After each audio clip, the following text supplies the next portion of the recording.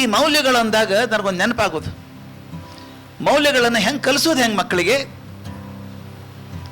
ಮೌಲ್ಯಗಳನ್ನು ಮಕ್ಕಳಿಗೆ ಭಾಷಣ ಮಾಡಿ ಕಲಿಸ್ಲಿಕ್ಕೆ ಆಗೋದಿಲ್ಲ, ಲೇಖನ ಬರೆದು ಕಲಿಸ್ಲಿಕ್ಕೆ ಆಗೋದಿಲ್ಲ, ನಡೆದೇ ತೋರಿಸ್ಬೇಕಾಗ್ತದೆ.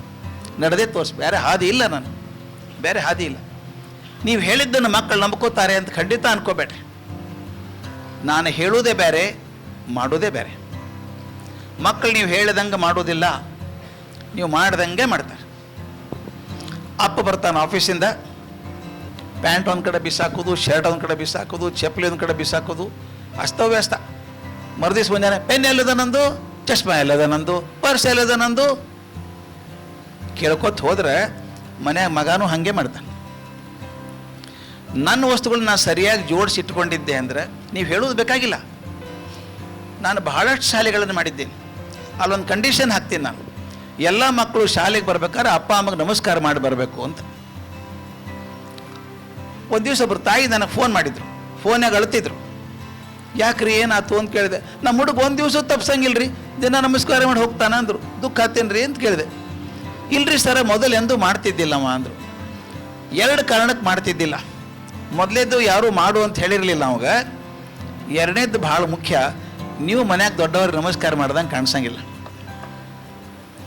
ಮನ್ಯಾಗ ದೊಡ್ಡವ್ರು ನಮಸ್ಕಾರ ನೋಡಿ, ಉತ್ತರ ಭಾರತದಾಗ ರಸ್ತೆದಾಗ ಸಿಕ್ಕರು ಕಾಲು ಮುಟ್ಟು ನಮಸ್ಕಾರ ಮಾಡ್ತಾರೆ, ಹಿರಿಯರು ನಮಸ್ಕಾರ ಮಾಡೋದು.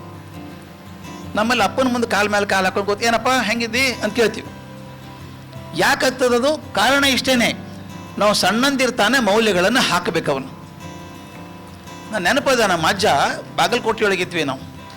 ನಾ 6-7 ವರ್ಷ ಹುಡುಗ, ಎಷ್ಟು ಮೊಲಾಜಿಲ್ದ ಕೆಲಸ ಮಾಡಿಸ್ತಿದ್ದ ನಮ್ಮ ಅಜ್ಜ ನನ್ನ ಕಡೆಯಿಂದ. ಅಂದ್ರೆ ಯಾರು ಮನೆಗೆ ಗೆಸ್ಟ್ ಬಂದ್ರಂದ್ರೆ ಅವಾಗೆಲ್ಲ ಕಾಟ್ ಗೀಟ್ ಇರಲಿಲ್ಲ, ನಾವಿದ್ದ ಹಾಸಿಗೆ ಸುರುಳಿ ಸುತ್ತಿ ಒಂದು ಬಂದ್ರ ಮೇಲೆ ಒಂದು ಏರ್ಸಿಡೋದು. ಹಳೆ ಮನೆ ಇದ್ದ ನೆನಪಿರ್ತದೆ.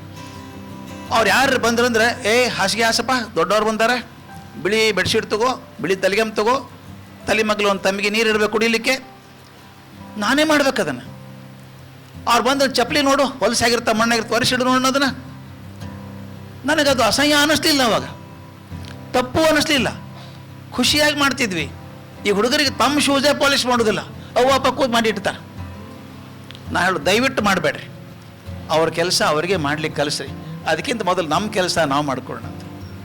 ಮೌಲ್ಯಗಳನ್ನು ಹೇಳಿದ್ದೆಲ್ಲ ಭಾಷಣ ಮಾಡಿ ತಿಳಿಸ್ಲಿಕ್ಕೆ ಆಗೋದಿಲ್ಲ, ಆರ್ಟಿಕಲ್ ಬರೆದು ಕಳಿಸ್ಲಿಕ್ಕೆ ಆಗೋದಿಲ್ಲ, ನಡೆದೇ ತೋರಿಸ್ಬೇಕಾಗ್ತದೆ.